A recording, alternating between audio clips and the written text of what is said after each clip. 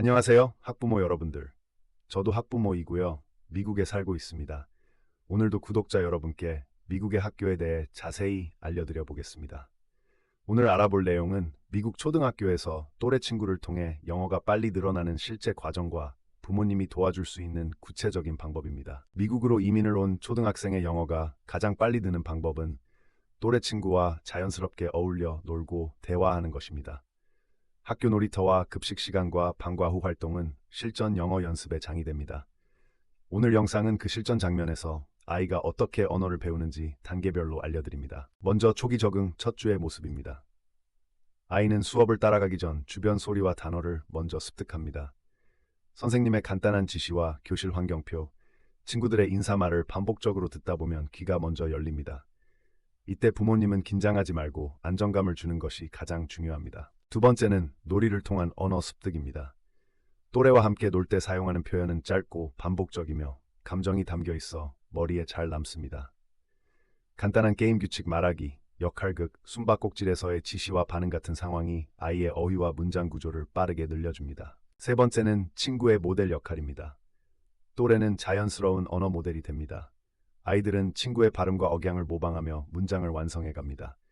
이 과정에서 실수가 반복되고 수정되면서 실력이 좋아집니다. 부모님은 친구 관계 형성을 응원해 주세요. 언어 노출의 양과 질이 결정적입니다.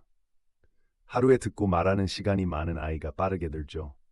교실 수업 외에 점심시간, 놀이시간, 방과 후 활동에서의 대화량이 중요합니다. 부모님은 아이의 하루 일과에서 영어 노출 시간을 늘리는 방법을 함께 고민해야 합니다.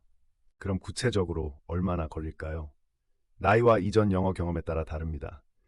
유치원과 초등 저학년이면 일상 대화 수준은 3개월에서 6개월 안에 빠르게 상승할 수 있습니다. 물론 수업을 온전히 따라가려면 좀 더 시간이 필요합니다. 차이를 이해하는 것이 중요합니다. 초등 중학년 이상으로 한국어 환경에서만 자란 아이는 새로운 학습어를 생활 언어로 전환하는 데 시간이 더 필요합니다. 초기 3개월은 생존 영어와 친구 사귀기 중심입니다. 6개월에서 1년 사이에 자기의 말로 간단한 학습 질문을 할 수 있는 능력이 생깁니다. 1년 이후의 변화는 더 뚜렷합니다. 아이의 듣기와 말하기 능력이 증가하며 수업의 전체 흐름을 이해하기 시작합니다. 사전 지식이 많은 과목은 이해가 빠르지만 새로운 개념을 설명받을 때는 여전히 언어적 장벽이 남아 있습니다. 이때는 교사와의 소통이 핵심입니다. 학교에서는 추가적인 지원을 받을 수 있습니다. 영어가 모국어가 아닌 학생을 위한 별도의 수업과 언어 지원이 제공되는 경우가 많습니다. 영어 학습 지원 시간을 통해 듣기, 말하기, 읽기, 쓰기의 기초를 다져주고 교실 활동에 참여할 수 있도록 돕습니다. 하지만 모든 학교가 동일하지 않습니다. 학교와 지역 교육구에 따라 지원의 정도와 방식이 다릅니다. 그래서 이민 초기 부모님은 입학 상담 때 어떤 지원이 있는지 반드시 확인해야 합니다. 한국에서처럼 시험으로 줄을 세우는 문화와는 다른 점을 설명해 드립니다. 또래 친구 만들기의 핵심 전략입니다. 첫째, 학교 행사에 참여하세요. 둘째, 방과 후 클럽이나 스포츠에 등록하세요. 셋째, 같은 반 친구의 생일 파티나 플레이데이트를 제안해 보세요. 이러한 활동은 교실 밖에서 아이가 편안하게 말할 기회를 만들어줍니다. 부모님이 집에서 도와줄 방법입니다. 집에서는 영어만 강요하지 마세요. 아이가 편안해야 학습이 잘 됩니다. 영어 동화책을 함께 읽고 간단한 문장으로 질문해 주세요. 요리나 놀이를 하며 일상 표현을 반복해서 사용하면 자연스럽게 어휘가 늘어납니다. 가정에서의 작은 루틴을 만들어 보세요. 예를 들어 하루에 1시간은 영어 놀이 시간으로 정하고 간단한 주제를 정해 대화를 나누는 것입니다. 주제는 학교에서 있었던 일, 좋아하는 음식, 놀이의 규칙같이 아이가 흥미를 느끼는 것으로 시작하세요. 꾸준함이 중요합니다. 또한 부모님의 태도도 중요합니다. 완벽한 문장을 기대하지 마세요. 실수는 성장의 표시입니다. 아이가 어렵게 영어로 표현하려 할 때는 먼저 칭찬하고 핵심 단어를 반복해주며 대화를 이어가 주세요. 아이의 자신감을 지켜주는 것이 가장 큰 도움입니다. 학교에서의 참여 팁입니다. 수업 시간에 손을 들게 격려하세요. 짧은 질문이라도 참여하면 듣기와 말하기 능력이 빨리 좋아집니다. 과제는 포기하지 말고 최소한의 표현으로 제출하게 도와주세요. 선생님과의 협력으로 아이가 점차 수업을 독립적으로 따라가게 됩니다. 또래 문화 이해도 중요합니다. 미국의 놀이와 유머 표현은 한국과 다를 수 있습니다. 아이가 이상한 농담을 이해하지 못해 소외감을 느낄 수 있으니 부모님은 문화적 차이를 설명해주고 아이와 함께 상황별 표현을 연습해주세요. 이것이 친구 관계를 빠르게 연결해줍니다. 언어 발달 단계에 따른 구체적 목표를 제시합니다. 첫 달 목표는 기본 인사와 간단한 요구 표현입니다. 세 달 목표는 학교 일상에서 필요한 문장 익히기입니다. 6개월에서 1년 목표는 수업에서의 질문과 간단한 발표 참여입니다. 부모님은 현실적인 목표를 세워주세요. 특별한 경우도 있습니다. 말더듬이나 언어 발달 지연이 의심되면 빨리 전문가의 도움을 받으세요. 하지만 대부분의 경우는 시간이 지나며 친구와의 상호작용으로 충분히 개선됩니다. 부모님의 관찰과 적시의 상담이 도움이 됩니다. 학습 자료, 선택 팁입니다. 아이가 좋아하는 주제를 중심으로 영어 자료를 고르세요. 만화책, 그림책, 유튜브의 짧은 교육 영상 등은 흥미를 유지하며 자연스럽게 문장을 따라하게 합니다. 길고 복잡한 학습지는 오히려 흥미를 떨어뜨릴 수 있으니 주의하세요. 부모님끼리의 네트워크도 큰 힘입니다. 같은 학교에 다니는 가족들과 정보를 교환하세요. 플레이데이트 동아리 정보를 공유하면 자연스러운 만남이 늘어납니다. 지역 커뮤니티 센터나 도서관 행사를 활용하는 것도 좋은 방법입니다. 사회적 연결고리가 아이의 언어를 촉진합니다. 학교 행사 적극 참여 팁입니다. 학교에서 열리는 학예회 운동회 오리엔테이션은 친구와 부모를 만날 수 있는 기회입니다.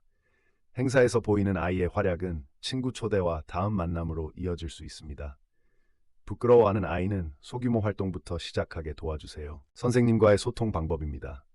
아이의 현재 수준을 솔직히 말하고 목표를 공유하세요. 교사는 현지 교육 환경을 잘 알고 있으므로 실질적인 조언을 줍니다. 통역이나 서류 작성이 필요하면 학교 담당자에게 도움을 요청하면 됩니다. 협력적 관계가 아이의 성장을 가속합니다. 발음과 억양에 대한 걱정입니다. 초기에는 완벽한 발음을 기대하지 마세요. 친구들과의 의사소통이 우선입니다. 발음은 자연스럽게 교정됩니다. 다만 교사가 특정 소리를 정확히 요구할 때 집에서 반복 연습을 도와주면 도움이 됩니다. 꾸준한 노력이 중요합니다. 읽기 쓰기 습득 시기입니다. 듣기 말하기가 어느 정도 안정되면 읽기와 쓰기가 이어집니다. 학교에서는 파닉스 기초를 통해 소리와 글자의 연결을 가르칩니다. 집에서는 그림책을 함께 보고 간단한 문장 쓰기를 연습하면 학업과 언어 능력이 함께 성장합니다. 사회적 기술과 언어는 함께 발달합니다. 친구를 사귀는 과정에서 아이는 양보하기, 표현하기, 타협하기를 배우며 이것이 언어 사용에도 긍정적 영향을 줍니다. 부모님은 사회적 기술을 칭찬하고 모델링하여 아이가 자연스럽게 관계를 맺게 도와주세요. 부모님의 언어 사용 전략입니다. 가정에서는 모국어로 안정감을 주고 영어로 시도할 때는 격려하는 방식이 좋습니다. 혼합 언어 환경은 아이가 두 언어를 모두 안전하게 사용할 수 있게 해줍니다. 부모님의 실수에 대한 관용이 아이의 용기를 북돋습니다. 실전 예시를 드립니다. 한 초등학생은 첫 달에 친구의 인사와 간단한 요구 표현을 배웠고 3개월 후에 놀이 규칙을 설명할 수 있게 되었으며 6개월 후에는 수업에서 간단한 질문을 스스로 던지게 되었습니다. 이러한 변화는 꾸준한 노출과 친구 관계의 결과였습니다. 만약 아이가 내성적이라면 방법을 조정하세요. 소규모 그룹 활동과 한두 명의 친구부터 시작하는 것이 좋습니다. 강제적인 상황은 오히려 위축시킬 수 있습니다. 아이의 성향을 존중하면서 조금씩 참여 기회를 늘려주세요. 작은 성공이 자존감을 키웁니다. 기술 활용 팁입니다. 아이가 좋아하는 교육 앱과 짧은 영상은 자연스러운 반복을 도와줍니다. 다만 화면 시간은 적당히 조절하세요. 앱이나 영상은 실제 친구와의 상호작용을 대신할 수 없지만 보완 수단으로는 유용합니다. 균형이 중요합니다. 성공을 측정하는 방법입니다. 시험 점수만 보지 마세요.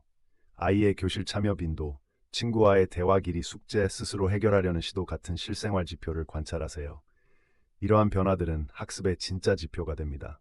부모님은 작은 변화도 놓치지 말고 칭찬해 주세요. 마지막으로 부모님께 드리는 조언입니다. 처음은 낯설고 걱정이 많습니다. 영어가 서투르고 문화가 다르더라도 아이는 친구와 함께 놀면서 빠르게 적응합니다. 부모님은 꾸준히 지지하고 학교와 협력하며 아이의 작은 성취를 기뻐해 주세요. 여러분의 응원이 아이에게 큰 힘이 됩니다. 구독자 여러분들께 한마디 격려의 말씀을 드립니다. 영어가 서툴고 모든 것이 낯설어도 낙담하지 마세요. 아이들은 놀면서 배우고 여러분의 사랑과 응원이 가장 큰 자산입니다. 꾸준히 함께 해주세요. 이 영상의 핵심 요약입니다. 또래 친구와의 상호작용이 가장 빠른 영어 학습 경로입니다. 초기 3개월은 생존 영어, 6개월은 교실 참여, 1년은 수업 따라가기의 전환기입니다. 가정의 지원과 학교의 협력이 더해지면 이 속도는 더 빨라집니다. 추가로 드릴 실천 팁 3가지입니다. 첫째, 학교 행사에 적극 참여하세요. 둘째, 방과 후 소그룹 활동을 활용하세요. 셋째, 가정에서의 작은 영어 루틴을 만드세요. 이 3가지는 친구 관계 형성과 언어 노출을 동시에 늘려줍니다. 마지막으로 자주 묻는 질문에 답해드립니다. 아이가 혼자 수업을 완전히 따라가려면 보통 1년에서 2년이 걸릴 수 있습니다. 다만 아이의 나이, 기존 영어 노출량, 성격, 학교 환경에 따라 차이가 큽니다. 조급해하지 말고 꾸준히 지원해주세요. 여러분의 역할은 무엇보다도 안정감과 응원입니다. 부모님의 응원은 아이가 새로운 언어와 문화를 용기 있게 시도하게 만드는 원동력입니다. 영어가 완벽하지 않아도 괜찮습니다. 아이가 시도할 수 있도록 믿고 격려해주세요. 더 도움이 필요하시면 댓글로 질문을 남겨주세요. 실제 사례와 구체적 상황을 알려주시면 다음 영상에서 더욱 상세히 다루어 드리겠습니다. 여러분의 경험 공유도 큰 도움이 됩니다. 서로 도우며 이민 생활을 잘 이겨냅시다. 다시 한번 힘이 되는 말씀 드립니다. 영어가 잘 안 되어도 당신의 아이는 친구와 놀며 빠르게 배웁니다.